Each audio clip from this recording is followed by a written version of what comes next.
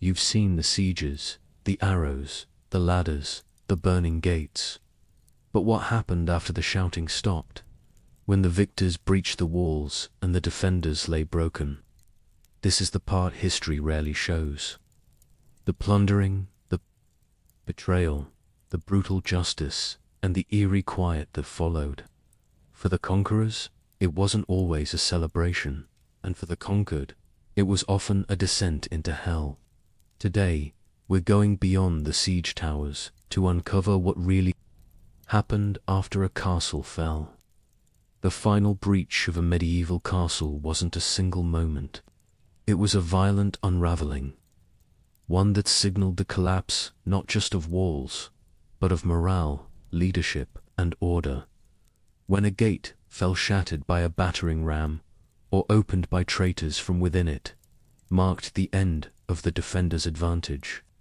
The gatehouse, often a deadly bottleneck, was the first prize. Armed with murder holes, arrow slits, and boiling oil, defenders had used it as their last line of resistance.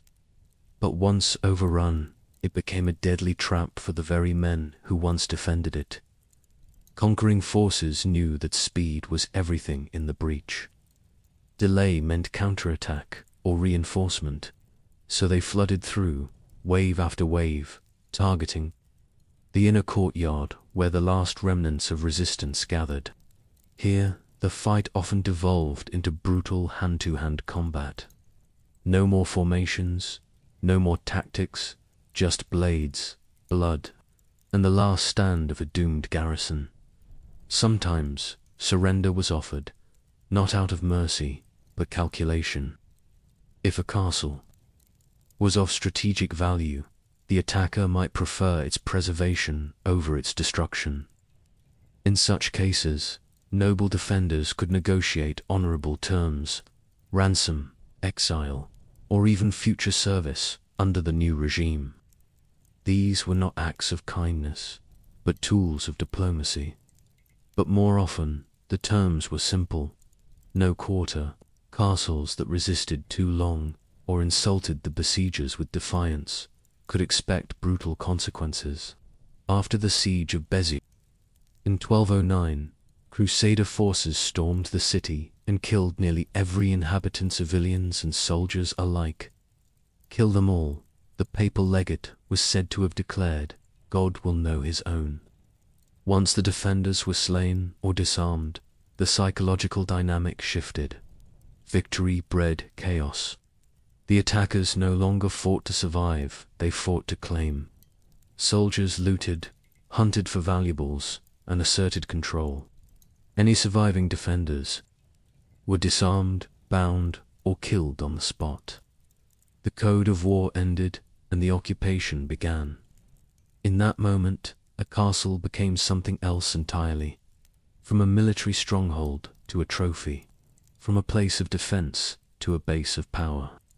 Stone walls, that once protected, now imprisoned. Local civilians, if spared, watched their lives transform overnight. The banners changed, the laws changed, the language at court could change. This was the aftermath of the breach, not just the fall of a fortress, but the birth of a new rule, often enforced by fear and fire. Once a castle fell, the defenders stood at a deadly crossroads. Their fate was no longer in their own hands, but in the hands of victors driven by rage, policy, or calculation. The rules of war in medieval Europe were inconsistent. Treatment of the garrison varied wildly from clemency to total annihilation, and what decided that treatment was rarely justice. Noble status often offered a path to survival. Capturing a high-born knight or lord was more profitable than killing him. Ransom was an accepted practice, deeply embedded in the warfare economy of the time. After the fall of Chateau Galliard in 1204, Philip II of France spared many of the captured knights and nobles, opting instead to ransom or imprison them. The fortress had been a linchpin of English power in Normandy. and its fall marked a turning point in the Anglo-French conflict. But even as prisoners were treated with relative restraint, over 100 defenders, including non-noble soldiers, were executed shortly after the capture. Mercy had limits, and they rarely extended down the social ladder. For common soldiers, options were fewer. Those not killed outright during the final breach were often rounded up and judged in groups. Depending on the political climate, some were conscripted into the victor's army, particularly if they had valuable skills or were local mercenaries. Others were used as bargaining tools, traded for captives held elsewhere. But when a siege had dragged on for months, exhausting the besiegers and humiliating their leaders, the price of defiance was often death. The siege of Béziers in 1209 remains one of the most brutal examples.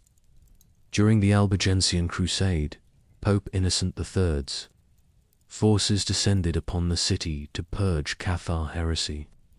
When the gates were breached, around 20,000 people were slaughtered, men, women, and children alike. The entire garrison was annihilated. Religious affiliation had erased any distinction between soldier and civilian. The papal legate, Amaric, was reported to have said, "Kill them all. God will know his own." Whether or not the quote is authentic, the scale of destruction is beyond doubt. In contrast, other conflicts allowed for negotiation. During the 100 Years' War, English and French commanders often arranged surrenders in advance. A castle might agree to capitulate if not relieved by a certain date. These agreements spared lives and property, preserving the garrison's right to march out with their weapons and dignity intact. It was a cold calculation, not compassion, a way to avoid unnecessary losses and maintain reputation. But if defenders broke the terms or resisted past the deadline, their treatment could turn vicious. Religious tensions, too, played a role. Christian-Muslim conflicts in the Crusader states, or between Christian sects during internal European disputes, often intensified the brutality. The defenders' beliefs could seal their fate before the siege even began. Ultimately, what happened to the garrison was decided by more than battlefield valor. It came down to what they were worth to the conqueror's treasury, politics, or pride. In some cases, bloodshed served a message. A mass execution could deter rebellion in nearby regions. In others, mercy was a tool of propaganda, way to win over a population that still clung to the memory of its old rulers. Justice was rarely the goal. Vengeance often masked itself in procedure, and mercy, when granted, was almost never free. The moment a castle fell, discipline began to fray. What followed was often not strategy or administration, but chaos organized only by custom and rank. Looting wasn't a breakdown of order. It was part of the system. Medieval warfare didn't rely solely on wages. Soldiers expected plunder. For many, it was the primary reason to fight. Commanders often sanctioned looting explicitly. Agreements were made before the siege even began. The castle resisted and was taken by force. Its goods were fair game. This wasn't considered criminal. It was compensation. Capturing a well-stocked stronghold could mean access to silver, hoards, barrels of wine, preserved meat, livestock, and weapon caches. Monastic castles or church-backed fortresses held sacred relics and books, often looted and sold or melted down. Armor was stripped from corpses.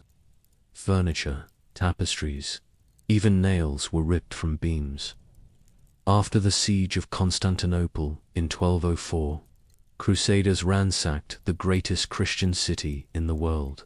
Statues, icons, gold leaf from church altars, none were spared. Horses were even stabled in the Hagia Sophia. This wasn't done in a frenzy. It was methodical. Soldiers moved through assigned districts, dividing goods according to rank and agreement. The Venetians took relics. The French took jewels. The city's libraries were emptied. Priceless works lost to greed, but looting rarely ended cleanly. Fires often followed, some accidental, others deliberate. Flames erased what couldn't be carried. In a stone castle, wooden interiors and thatched buildings within the walls ignited easily. In some cases, fire was used as a tactic. After Edward I's campaigns in Wales, rebel strongholds were not only looted but burned to the ground. Flint and pitch were common tools of closure. Destroying a castle's granary or blacksmith's forge ensured it couldn't support resistance again. The impact on civilians was devastating. For those inside castle towns, wives of soldiers, children of artisans, peasants who'd taken refuge, the fall meant more than defeat. Homes were stripped bare, animals were herded off. Personal items with no monetary value were tossed aside or destroyed. Moral boundaries collapsed. Women were often victims of violence. No distinction was made between those who had fought and those who had simply lived behind the walls. Looting also had long-term consequences. Once a castle's economy was gutted, its ability to rebuild collapsed with it. Farms surrounding the castle, reliant on the stronghold for protection and trade, suffered food shortages. Local craftsmen were left without tools or markets. What couldn't be stolen? Trust, structure. Security was harder to restore than any wall. In some campaigns, looting backfired. When Henry V took Harfleur in 1415, his army's brutal sack of the town left him with little local cooperation. Supplies ran dry. Disease spread. By the time he marched toward Agincourt, his force was diminished not just by enemy steel, but by the cost of their own excess. Looting was never just about treasure. It was a tool of control, a method of reward, and a warning to others. It hollowed out conquered places from the inside, leaving behind scorched keeps and broken towns that bore the mark of conquest long after the banners changed hands. When a castle fell, its garrison wasn't the only group facing judgment. Civilian children, the elderly, often bore the cost of war's aftermath in silence. Their suffering rarely recorded in detail, but deeply felt in every ruined home and scattered family. Inside the walls of a besieged castle, townspeople had likely endured weeks or months of starvation, disease, and terror. They weren't spectators. They were laborers patching walls, cooks boiling shoes for soup, and mothers praying that their daughters wouldn't be noticed when the gates fell.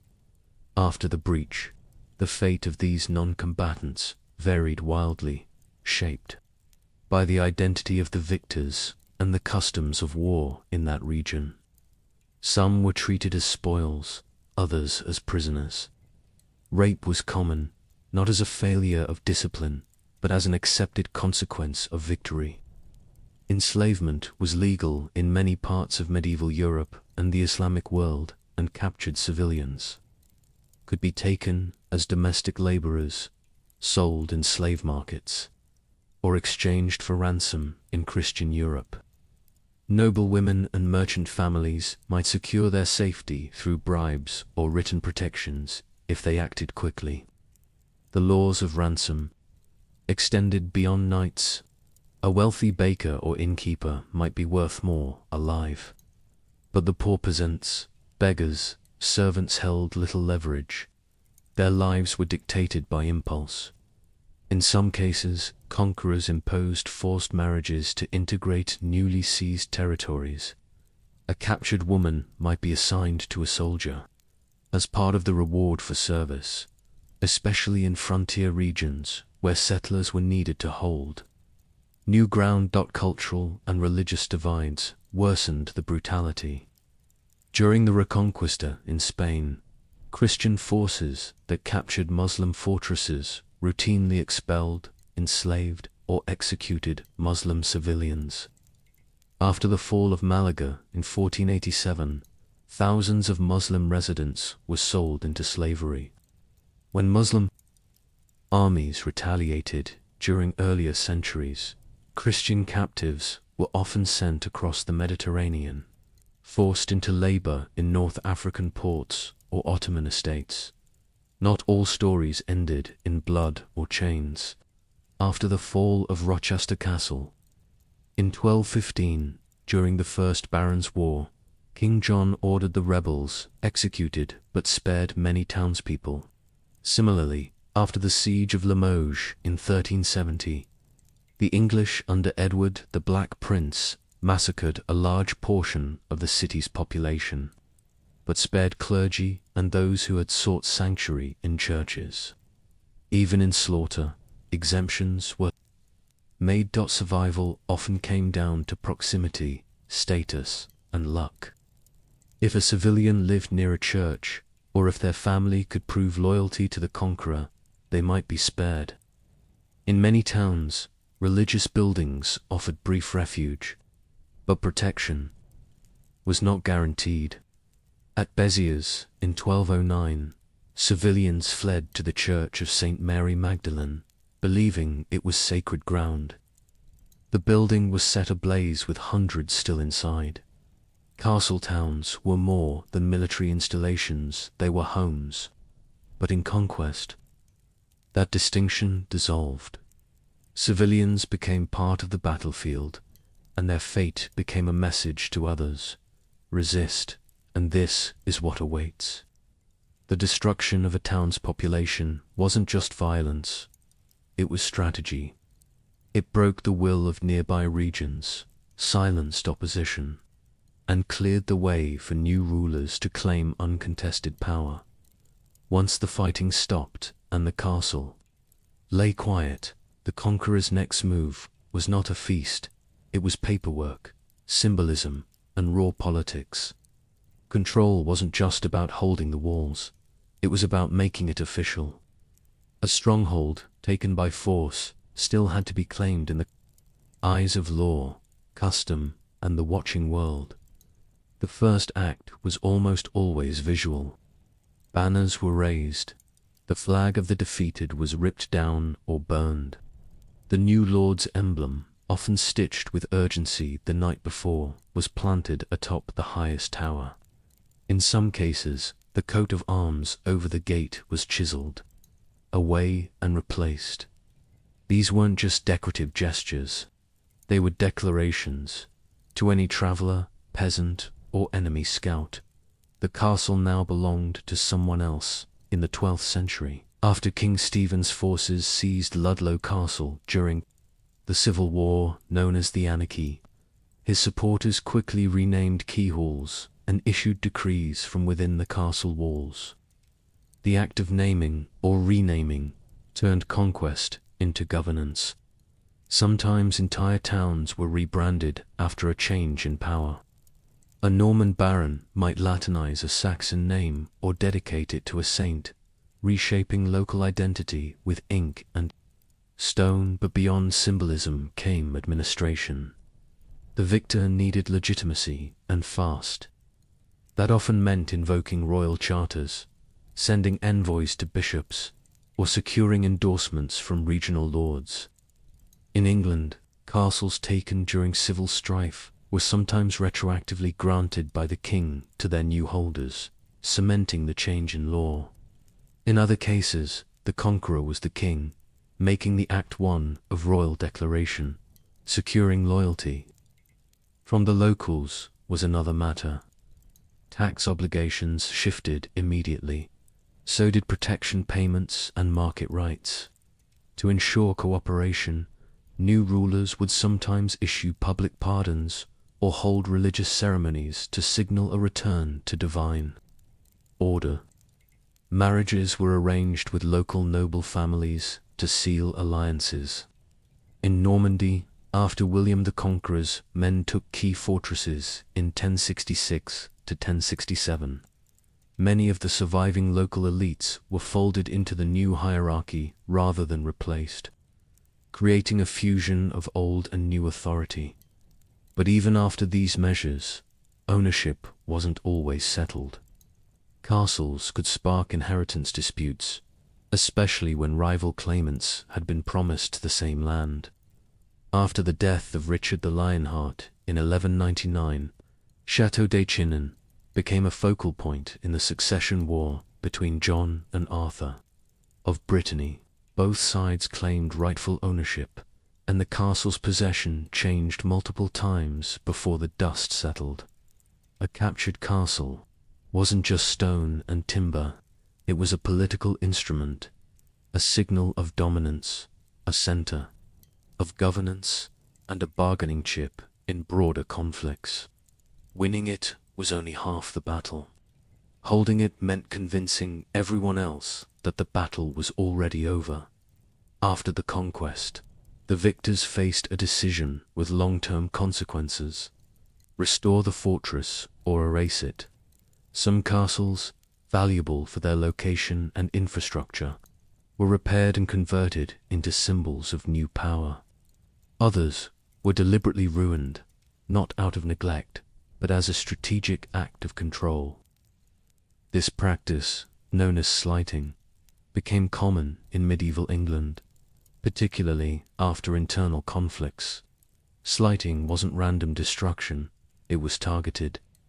Key towers were collapsed, gatehouses weakened, curtain walls breached, just enough to render the castle militarily useless. The message was clear: this stronghold will never again defy the crown. After the First English Civil War, Parliament ordered the slighting of dozens of royalist castles. In 1646, Kenilworth Castle's towers were pulled down to prevent its future use as a royalist base. Pontefract, a key holdout during the conflict, was so thoroughly dismantled that only fragments remain today. These actions weren't merely tactical, they were psychological. The ruins served as permanent reminders of failed resistance. But destruction wasn't always the chosen path. In many cases, conquerors saw more value in rebuilding.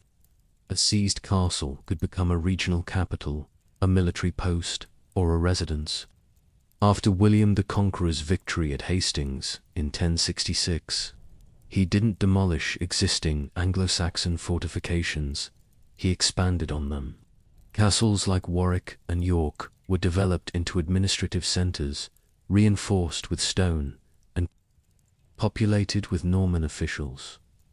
Sometimes, rebuilding went beyond practicality and became political theater.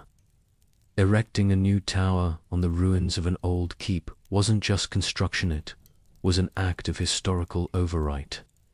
The old regime's memory was buried beneath new stone. In France, following the Capetian consolidation of power in the 12th century, royal engineers often renovated rebellious lords' castles into crown fortresses, embedding Capetian authority in formerly hostile regions. Even the architectural style became part of the message. A tall, angular keep could assert technological dominance. A chapel built within castle walls could symbolize divine legitimacy. Rebuilding wasn't just about defense, it was about redefining ownership, loyalty, and lineage. In regions where castles changed hands frequently, these cycles of demolition and reconstruction created layered sites: new halls built atop scorched basements, chapels added to former torture chambers. At Corfe Castle, captured during the English Civil War, parts were rebuilt over the years for civilian use, while others were left as deliberate ruins.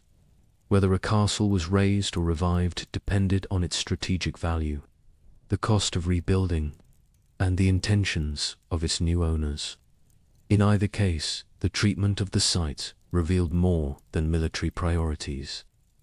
It revealed how history would be remembered, deliberately forgotten. A rebuilt tower could become a monument to a new order.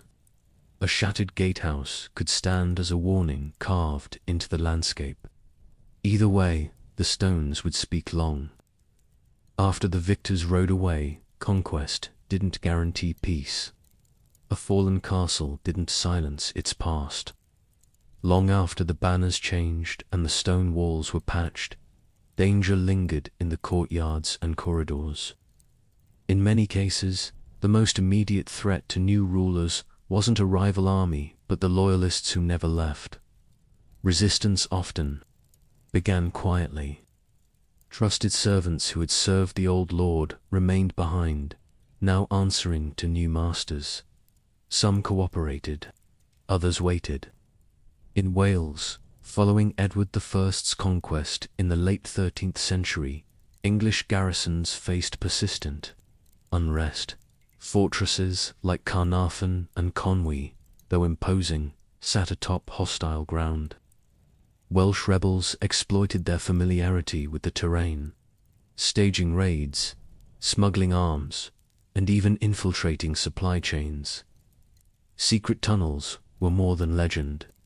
Many castles had sally ports, concealed exits, used for counterattacks or escape.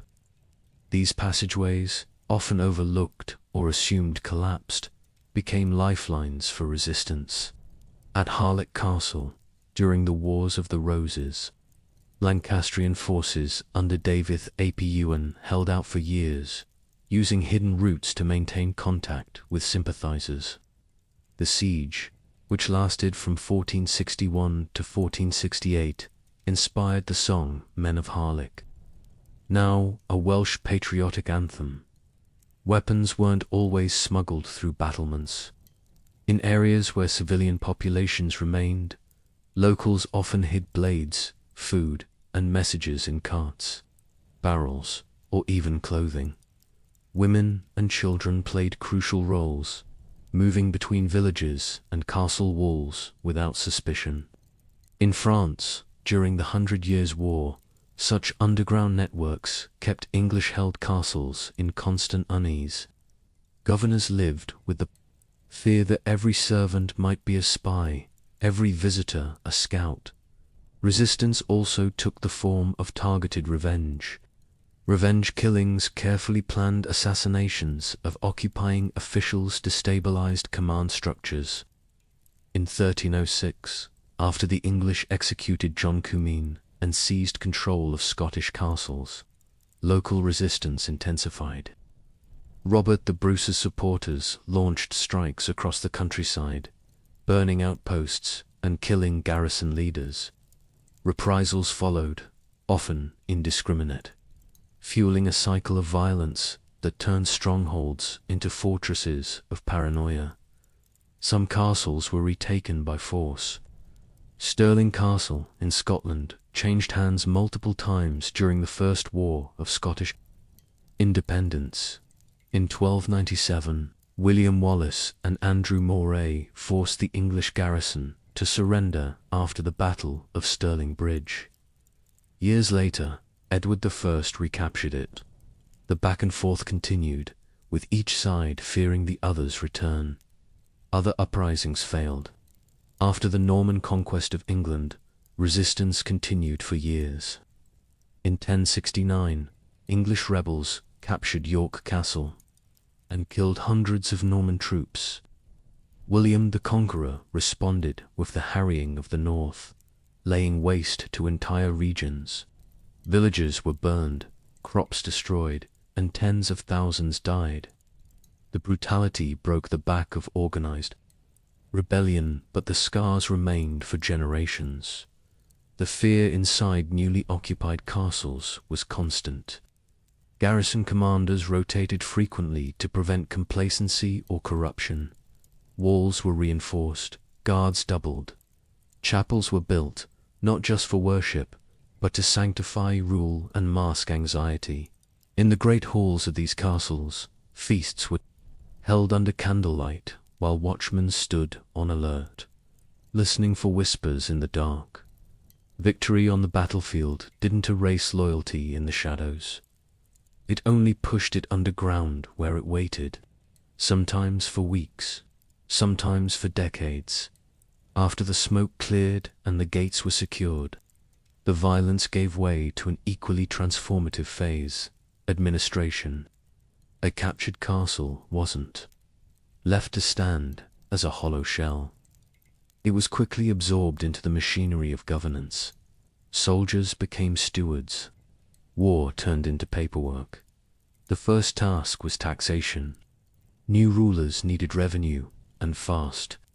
Royal clerks, or noble representatives, were dispatched to assess the lands surrounding the castle. Tax collectors, often escorted by guards, arrived to calculate harvest yields, livestock numbers, and unpaid dues. In England, after the suppression of baronial revolts, the crown routinely imposed heavy levies on rebellious regions, both as punishment and a demonstration of authority. In Normandy, under the Plantagenets, scribes would arrive within days of a castle's fall to compile surveys and update feudal rolls. Legal reform followed. Existing laws were sometimes thrown out, especially if the previous regime had challenged royal or imperial power. Court sessions were held inside the castle's great hall, now repurposed as a seat of judgment. Trials weren't limited to military leaders. Merchants, priests, and landowners accused of aiding the old regime could be brought forward. Some faced execution.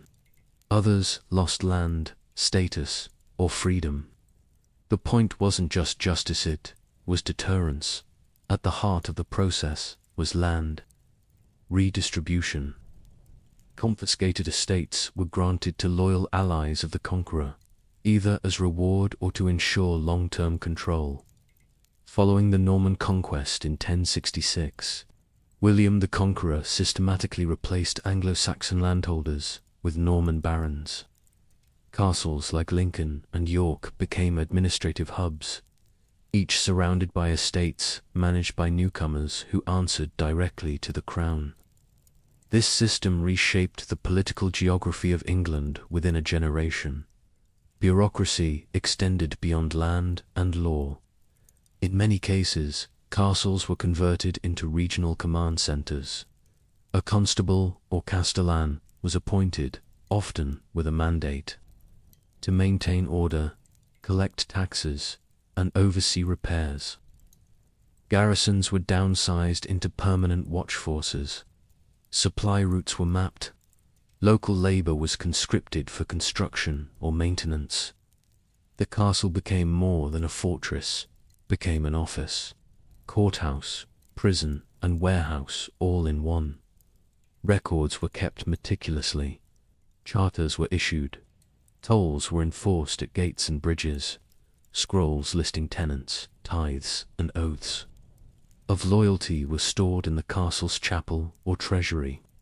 The written words cemented what the sword had claimed. This administrative wave often determined whether a conquest would last. A well-organized transition could pacify a region within months. A poorly managed one invited rebellion. When Edward I annexed North Wales, he followed military campaigns with a full legal overhaul. The Statute of Rhuddlan in 1284 integrated Welsh territories into the English legal system, enforced from newly built castles like Caernarfon and Conwy. These sites were designed not only to dominate the landscape, but to administer it. The shift from chaos to control was deliberate and thorough. Conquest wasn't complete until the tax ledgers were balanced. The trials concluded, and the castle's new role was written into law. In medieval politics, the pen didn't just follow the sword, locked its victories in place. A fallen castle left more than rubble. It left memory twisted, repurposed, and passed down for generations. What happened after the banners came down was not forgotten. It was sung about in village squares, inscribed into monastic chronicles. and whispered by survivors whose families never returned. In many cultures, the loss of a castle became the subject of folk songs and laments. After the fall of Chateau Galliard in 1204, chroniclers mourned it not just as a strategic defeat for the English, but as the collapse of a dream. Richard, the Lionheart's fortress, once thought impregnable, now broken. In Scotland, the capture of Stirling Castle inspired ballads glorifying the men who took it back. Even failed defences, like those during the English Civil War, became symbols of loyalty and sacrifice.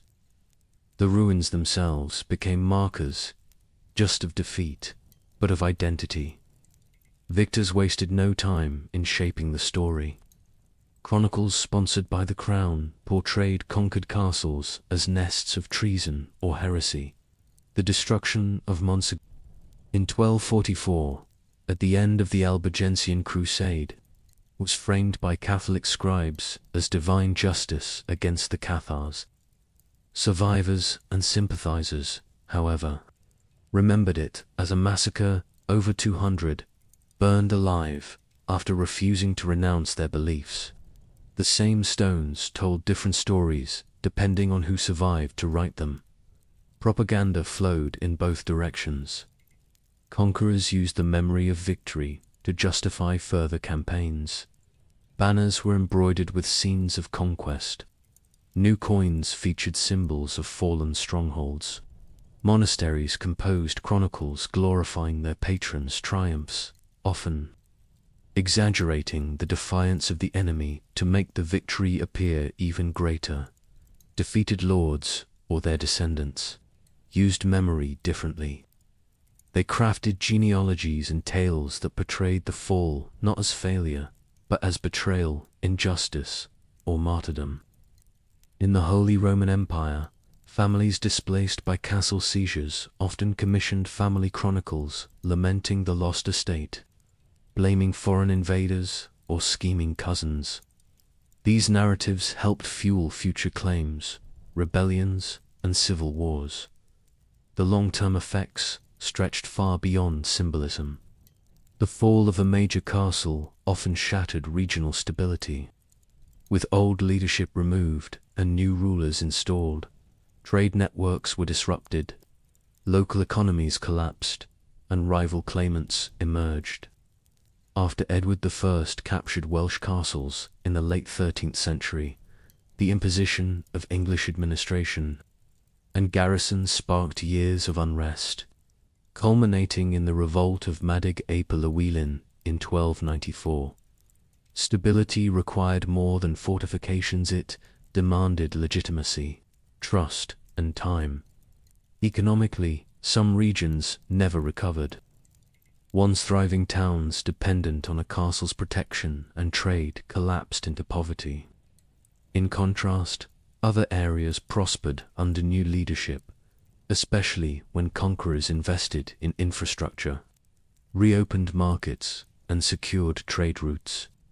But this success often came at a cultural cost. Languages, customs, and identities were erased or suppressed. The physical castle might be rebuilt, but the memory of its fall remained. It shaped local politics, inflamed future wars, and created heroes and villains etched into national histories. Capturing a castle was never the final chapter.